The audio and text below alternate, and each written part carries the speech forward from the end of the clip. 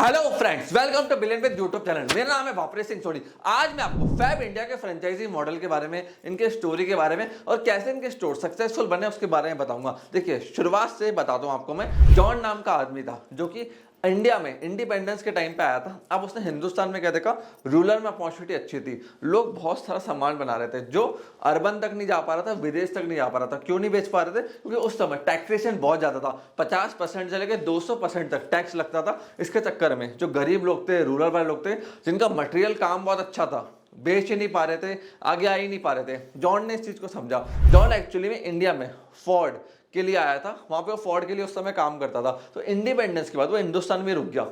उसने rural area में गया, सर्वे करा, समझा और कुछ नहीं करा। भाई ने ना सारा सामान उठाया, खरीदा और दिल्ली में एक स्टोर डाल दिया और वहां पे उसको काफी अच्छी सेल्स मिली। उसके बाद न्यूयॉर्क में, अलग अलग कंट्रीज में इन्होंने अपने स्टोर्स को डाला और फाइनली जॉन ने $20,000 की पूंजी से कंपनी की शुरुआत करी। इनका सबसे पहला आउटलेट दिल्ली में खुला, फिर यूएसए, फिर न्यूयॉर्क, ऐसे कंटिन्यूसली खुलते गए। जिस कंपनी की शुरुआत 1965 में 20 लाख रुपए से हुई थी, आज उस कंपनी का टर्नओवर करोड़ों में और 2023 में इन्होंने मोर देन 1600 करोड़ का टर्नओवर करा है। 1985 में इनके 112 रिटेल आउटलेट थे जिन्होंने फ्रेंचाइजी की मदद से खोले थे, एक्सपेंशन करा था। 6 अब्रॉड में आउटलेट थे और आज इनके दुनिया भर में 357 आउटलेट है। 13 कंट्रीज में ये काम कर रहे हैं और साथ साथ आज इनके फॉरेन में भी 15-20 आउटलेट है। अब देखो इन्होंने ग्रोथ कैसे करी। अब मैं आपको इनका पैटर्न समझाता हूँ। शुरुआत में इन्होंने देखा था रूरल वाले कपड़े अच्छा बनाते हैं, कपड़ों की डिमांड है, तो उसको मार्केट में लेके गए। Continuous innovation. 2009 में इन्होंने देखा कि हमें नॉन टेक्सटाइल रेंज को ऐड करना है। उसके लिए personal care products, handicraft jewellery जो आजकल मार्केट में ट्रेंडिंग के अंदर है, ऑर्गेनिक फूड, इन सबको भी उन्होंने पोर्टफोलियो में ऐड करा क्योंकि सप्लाई चेन इनके पास अच्छी थी। धीरे धीरे एक्सपेंशन करते गए और देखिए इनका एक्सपेंशन का सीधा मकसद है कि देखो हम इनोवेट करेंगे, अपनी लाइन में ऐड कर देंगे। कस्टमर ने अगर पुल दिया, डिमांड दी, तो हम आगे लेके चलेंगे। अगर कस्टमर को समझ में नहीं आ रहा तो हम उस आउटलेट को बेच देंगे, उस स्ट्रीम को अलग कर देंगे, उसको ड्रॉप कर देंगे। जैसे इनका ऑर्गेनिक फूड का सेगमेंट था जिसको फैब इंडिया फूड के नाम से जाना जाता है, वहां पे इनका अच्छी ग्रोथ नहीं थी, ठीक ठाक चल रहा था, बट इनका मेन फोकस टेक्सटाइल पे था। लोग उनको उस चीज के लिए जानते थे। तो इन्होंने क्या करा, टाटा को 1900 करोड़ में वो डिपार्टमेंट बेच डाला, फूड वाला, कि बोला कि अब आप लोग डील करो, हम लोग नहीं करेंगे। तो इस तरीके से इन्होंने बहुत अच्छी ग्रोथ करी। और देखो ये लोग क्या करते हैं, जो इनके आर्टिस्ट होते हैं ना, मतलब जो रूरल एरिया में लोग बैठे हुए हैं, कपड़े बना रहे हैं, चीजें बना रहे हैं, डिजाइन बना रहे हैं, उनको इंसेंटिव देते हैं। उनको कहते हैं 3000 का आइटम बिका तो उसका 5% का इंसेंटिव आपका। इंसेंटिव को धीरे धीरे बढ़ाते रहते हैं, कंटिन्यूसली प्रमोशन देते हैं। तो जो पीछे का डिपार्टमेंट है, जो प्रोडक्ट बना रहा है, वो बहुत अच्छे से प्रोडक्ट को बनाता है, इनोवेट करता है, क्योंकि उनको भी लगता है अगर आउटलेट पे सेल्स अच्छी होगी ना तो हमारा फायदा ज्यादा होगा। अब आप सोचिए, आपके पीछे लेबर बैठी हुई 1000, उनका कोई मोटिवेशन नहीं है, कोई इंसेंटिव नहीं है। उनको पता है मिलने 100 रुपए ही है, चाहे आइटम 1000 का बिके, 5000 का बिके, 10,000 का बिके, मुझे तो 100 रुपए मिलने। तो वो क्यों अच्छा आइटम बनाएगा? वो 5,000 वाला आइटम पे 100 रुपए का ही दिमाग लगाएगा। वहां पे आपको उसको क्या दिखाना है कि तो 100 रुपए में आइटम बना, अगर ये 100 रुपए का आइटम 5000 की जगह 10,000 में बिकेगा तो वहां मैं आपको 5% या 10% का इंसेंटिव दूंगा। तो इससे जो सर्विस डिपार्टमेंट है ना, आपका प्रोडक्ट डिपार्टमेंट है, वो भी अच्छे से परफॉर्म करेगा। देखो काफी सारे कंपनीज के साथ मैं काम करता हूँ, एंटरप्रेन्योर्स के साथ मेरी टीम काम करती है। प्रॉब्लम यही है, सेल्स में आप इंसेंटिव रखते हो तो वो भागते हैं पैसा लाने के लिए, बट सेल्स वाले क्या कहते हैं, प्रोडक्ट इनोवेशन नहीं है, सर्विस अच्छी नहीं है, डिमांड नहीं आ पा रही। क्यों नहीं आ पा रही? प्रोडक्ट डिपार्टमेंट में आप वर्क ही नहीं करते हो, वहां अच्छे लोग नहीं बिठा रखे, वहां इंसेंटिव ही नहीं देते हो, वो बहुत जरूरी है। और ये कंपनी कंटिन्यूसली अपने एम्प्लॉयज को मोटिवेट रखने के लिए उनको शेयर्स देते हैं, ईसॉप्स ऑप्शन देते हैं, प्रॉफिट्स में हिस्सेदारी देते हैं। 2010 में जब कंपनी को 50 ईयर्स हो गए, तब इन्होंने अपने 842 मोस्ट प्रोडक्टिव एम्प्लॉयज को अपना शेयर होल्डर बना दिया। शेयर होल्डर बनाने से, इक्विटी देने से कंपनी के एम्प्लॉयज के मन में एक ओनरशिप आ जाती है, जिससे उनको लगता है कि अब भी मैं एक ग्रोथ का हिस्सेदार हूं, कंपनी की ओनरशिप मेरे पास है, तो वो और सिंसियरिटी से काम करते हैं। इन्होंने 2 चीज पे फोकस बड़ा अच्छा रखा। एक, फ्रेंचाइजी ज्यादा से ज्यादा खोलना जिससे सेल्स के वॉल्यूम बढ़े, ताकि अपनी सर्विस टीम को पैसा दे पाए। और उसके बाद देखिए इनोवेशन रखना, कंटिन्यूसली जो फ्रेंचाइजी से फीडबैक आते हैं वो सर्विस टीम तक लेके जाना। आप इनोवेशन करना छोड़ दोगे ना तो कितना भी मार्केट में बड़ा बन जाओ, एक टाइम बाद आप वैनिश हो जाओगे। जैसे कोडैक, नोकिया, ब्लैकबेरी कहाँ गए?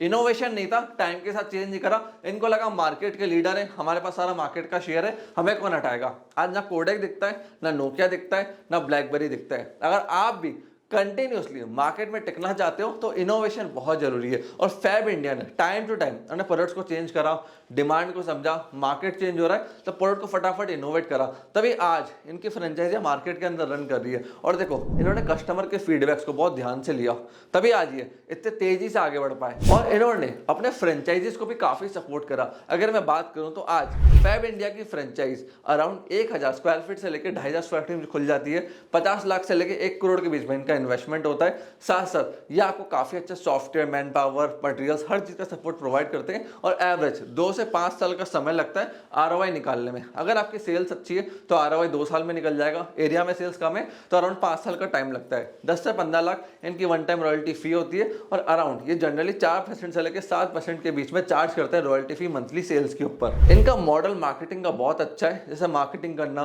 न्यूज़पेपर में ऐड देना, सोशल मीडिया पर ऐड चलाना, जिससे जो आउटलेट्स हैं उनको तेजी से सेल्स मिले। चंडीगढ़, दिल्ली, मुंबई, इन एरियाज में इनके आउटलेट्स बहुत अच्छे चलते हैं। हाँ, राजस्थान में छोटे शहरों में इनके आउटलेट्स को दिक्कत आती है क्योंकि वो मटेरियल्स जो ये सोर्स करते हैं राजस्थान से, छोटे शहरों से, रूरल एरिया से, वहाँ वो इजिली अवेलेबल हो जाते हैं, इसलिए इनका कॉम्पिटिशन टफ होता है। मेट्रो सिटीज में इनका कॉम्पिटिशन नहीं है। और इन्होंने मॉडल अडॉप्ट करा फोफो। हम आपको ब्रांड नेम देंगे, मटेरियल देंगे, स्टॉक देंगे, सपोर्ट देंगे, मार्केटिंग सिस्टम देंगे, ब्रांडिंग सिस्टम देंगे, न्यूज़पेपर में ऐड देंगे, सब कुछ हम करेंगे।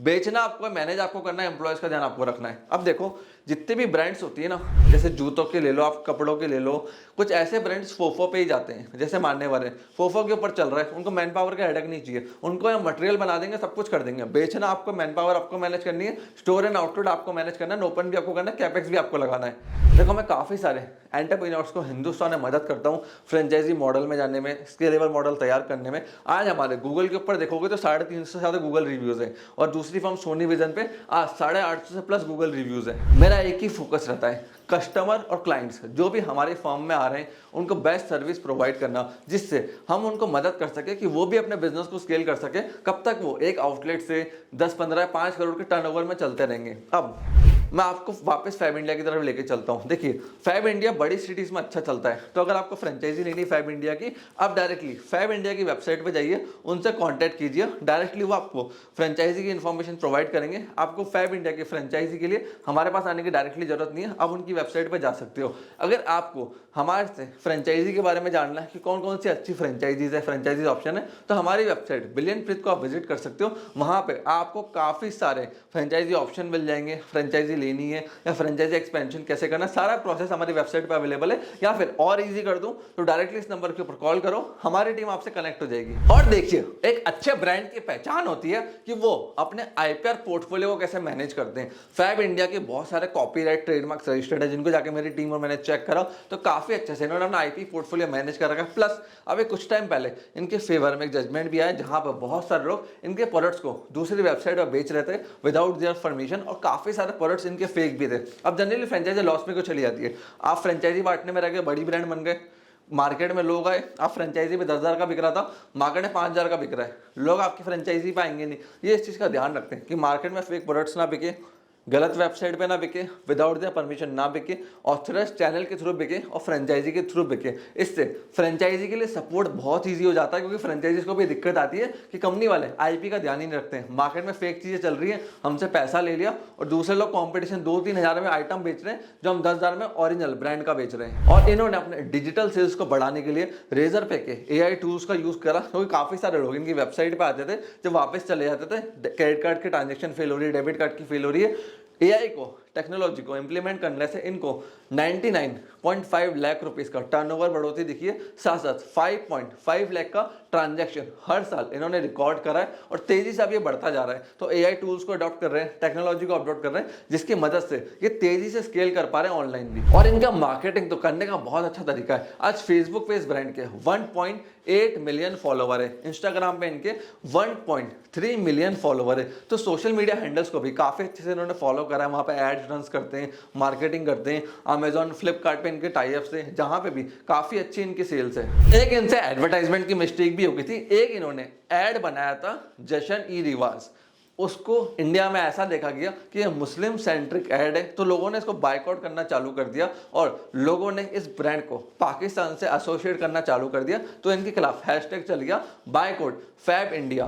विद इन 2 डेज मैनेजमेंट ने डिसीजन लिया, ऐड को रिमूव करा और नया ऐड बनाया और विद इन 7 डेज उसको वायरल कर दिया, जिल मिल से दिवाली। उसके चक्कर में वापस जो हैशटैग ट्रेंड हो रहे थे बायकॉट फैब इंडिया, वो सब रिमूव हो गए। देखो, अच्छी ब्रांड्स वही होती है जो अपने फ्रेंचाइजीज का ध्यान रखती है, एम्प्लॉयज का ध्यान रखती है और उनको फ्रेंचाइजीज की सक्सेस में अपनी सक्सेस दिखती है। ये नहीं कि फ्रेंचाइजी बेची अब काम करता हूं, फ्रेंचाइजी जाने हम तो माल सप्लाई कर देंगे, वो अपना देखते रहे। ये अपना सपोर्ट देते हैं, मार्केटिंग सपोर्ट देते हैं, चैनल सपोर्ट देते हैं, इनके पास टीम अच्छी है, प्रोडक्ट्स अच्छे हैं, कंटिन्यूसली इनोवेशन कर रहे हैं, एडवर्टाइजमेंट अच्छे से कर रहे हैं, फेसबुक पे, इंस्टाग्राम पे, हर जगह अच्छे से मार्केटिंग कर रहे हैं। तो आप डेफिनेटली फ्रेंचाइजी ले सकते हो अगर आपका बजट 50 लाख से लेके 1 करोड़ के बीच में। फ्रेंड्स, अगर आपको हमारी ये केस स्टडी फ्रेंचाइजीज के ऊपर पसंद आती है तो कमेंट डाउन सेक्शन में लिखो कि कौन से ब्रांड के ऊपर हम एक फ्रेंचाइज केस स्टडी बनाए, तो हम उसी ब्रांड के ऊपर फ्रेंचाइजी केस स्टडी बनाएंगे। कमेंट सेक्शन आपके लिए ओपन है, कमेंट सेक्शन में कमेंट करो। और ये वीडियो पसंद आई तो इसको लाइक करो,